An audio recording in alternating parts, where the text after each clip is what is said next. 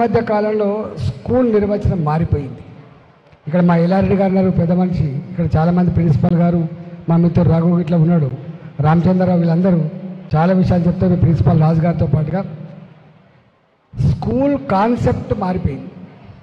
ఒకప్పుడు స్కూల్ అంటే తప్పకుండా పిల్లలకి కేవలం చదువు మార్కులతో పాటుగా ఎక్స్ట్రా కరికులర్ యాక్టివిటీ తప్పకుండా ఉండేది.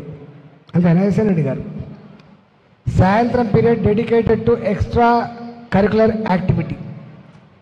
తప్పకుండా పిల్లలకి స్కూలుకు పోవాలనే భావన ఉండేది.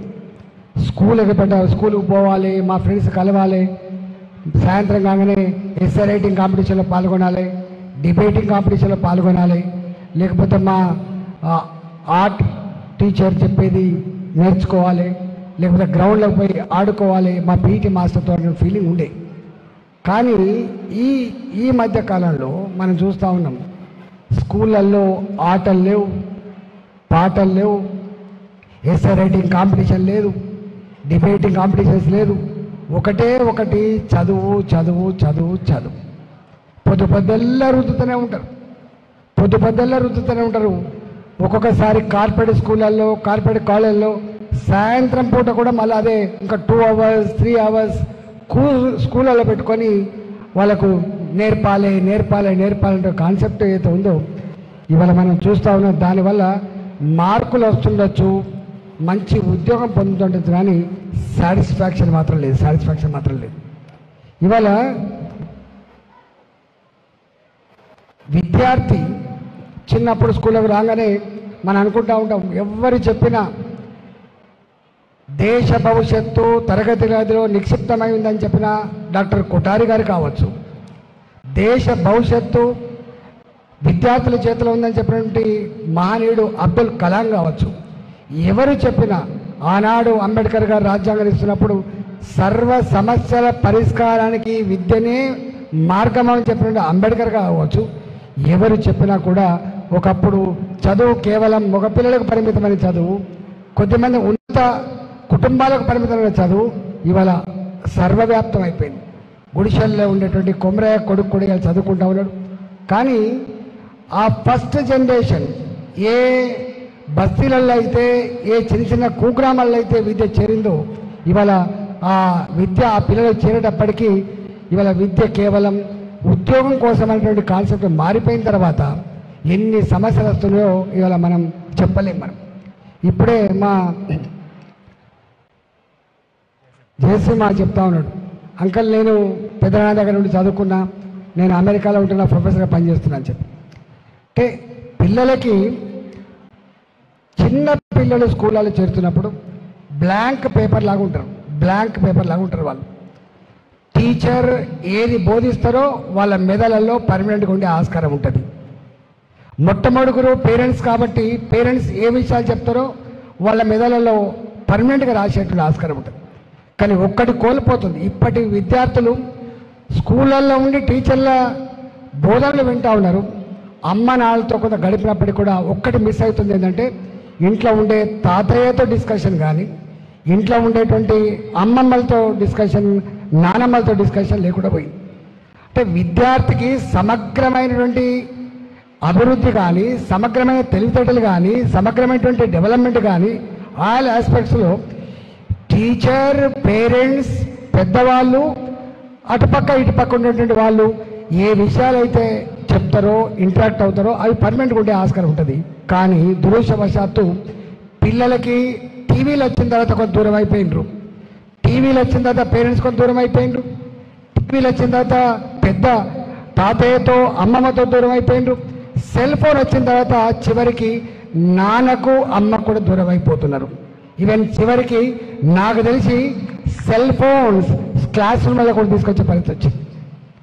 సెల్ ఫోన్ ఫ్యాషన్ లాగానో, సెల్ ఫోన్ సోషల్ స్టేటస్ లాగానో, సెల్ ఫోన్ నా పిల్లల దగ్గర ఉన్నటువంటి కాన్సెప్ట్ పేరెంట్స్కి వచ్చిన తర్వాత ఇవాళ కాలేజీలలో సెల్ ఫోన్సే ఉన్నాయి, స్కూళ్ళలో సెల్ ఫోన్సే వచ్చే పరిస్థితి వచ్చింది. కాబట్టి దాంతో నిజంగా కేవలం విద్యా మార్కులు అనే కాన్సెప్టే కాకుండా వాళ్ళకు ఏ ధైర్యం అయితే రావాలో, ఏ సామాజిక దృక్పథం అయితే రావాలో ఆ సామాజిక దృక్పథం ఇవాళ రావట్లేదు విద్యార్థులలో.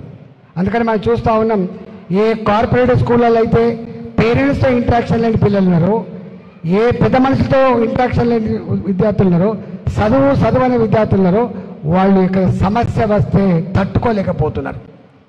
టీచర్ కొట్టినా బాధపడలే, నాన్న కొట్టినా బాధపడలే, అమ్మ కొట్టినా బాధపడలే. కానీ ఇవాళ అమ్మ మందలిస్తే చాలు, నాన్న మందలిస్తే చాలు, ఇవాళ సూసైడ్ చేసుకునేటువంటి స్థాయికి వచ్చింది. అంటే పిల్లలకి సమస్య వచ్చినప్పుడు తట్టుకునేటువంటి ధైర్యం కానీ ధైర్యం కానీ ఈ మధ్యకాలంలో ఇవ్వలేకపోతున్నాం. నేనంటున్నా, ఇవాళ ఈ గ్రామీణ ప్రాంతాలలో మండల ప్రాంతాలలో స్కూల్ యాజమాన్యాలకు సరే మీరు కోట్ల రూపాయలు సంపాదించకపోవచ్చు, కానీ ఇప్పటికి కూడా ఎథిక్స్ కానీ వాల్యూస్ కానీ పిల్లలు గొప్పవాళ్ళు అయితే చూసి మురవాలనేటువంటి మీ తపన మీద ఉంటాం. తప్పకుండా అది కొనసాగుతాయని చెప్పి నేను మనం చేస్తాను. నాకు 32 ఏళ్ళు, మా మధ్య చెప్పిండు చాలామంది విద్యార్థులు వస్తారు. అంటే ఈ 32 సంవత్సరాల కాలంలో ఎన్ని వేల మంది ఇలా అమెరికాలో సెటిల్ అయిన వాళ్ళు ఉండొచ్చు, బిజినెస్ చేసే వాళ్ళు ఉండొచ్చు, ఉద్యోగులు సెటిల్ అయిన వాళ్ళు ఉండొచ్చు, గొప్ప పొజిషన్ ఉండొచ్చు, గొప్ప వాళ్ళు కాని వాళ్ళు కూడా ఉండొచ్చు. కానీ టీచర్కు ఉండే స్కూల్ యజమానికి ఉండేటువంటి గొప్ప అనుభూతి ఏంటంటే, నా విద్యార్థి ఇంతమందికి చదువు నేర్పిండు, నా టీచర్ వల్ల, నా స్కూల్ యజమాని వల్ల నేను బాగుపడినటువంటి భావన మాత్రం ఉంటుంది. మీకు కోట్ల రూపాయలు లేకపోతే కానీ వేల మంది విద్యార్థుల యొక్క ప్రేమ మాత్రం తప్పకుండా మీకు ఉంటుందని చెప్పి మనం చేస్తున్నా. అదే మీ ఆస్తిగా, అదే మీకు జీవితంలో సాధించేటువంటి డబ్బులు. మా అచ్చయ్య గారును మా సమస్యలు ఎస్ఎన్ రెడ్డి గారు సమస్యలు చాలా ఉన్నాయి. ఇవాళ ఎడ్యుకేషన్ పేరిట వేల కోట్ల రూపాయలు వసూలవుతూ ఉంటాయి సెస్ పేరు రూపంలో. ఇవాళ అనేక స్కూళ్ళు, కార్పొరేట్ లెవెల్ స్కూల్స్. బాధ అనిపించే అంశం ఏంటంటే, విద్యార్థి చదువుకుంటప్పుడు అంతస్తు తెలియవద్దు, ఉన్నవాడు లేనివాడు, పెద్దవాడు చిన్నవాడు అని తెలియవద్దని చెప్పి స్కూల్ యూనిఫామ్స్ వచ్చినాయి. గవర్నమెంట్ స్కూళ్ళలో యూనిఫామ్స్ ఉన్నాయి, ఇట్లాంటి ప్రైవేట్ స్కూళ్ళలో యూనిఫామ్స్ ఉన్నాయి, ఓక్రిడ్జ్ లాంటి స్కూళ్ళలో కూడా యూనిఫామ్స్ ఉన్నాయి. యూనిఫామ్ మిగిలింది, కానీ ఇవాళ గవర్నమెంట్ స్కూళ్ళల్లో ఉండే విద్యార్థులు పేద పిల్లలు, ఇవాళ ఇక్కడ చదివేటువంటి పిల్లలు middle class, lower middle class పిల్లలు, ఓక్రిడ్జ్ లాంటి స్కూల్లో చదివారు, ఉన్నత వర్గాలకు సంబంధించిన ఉన్నత కుటుంబాలకు సంబంధించిన పిల్లలు వచ్చింది.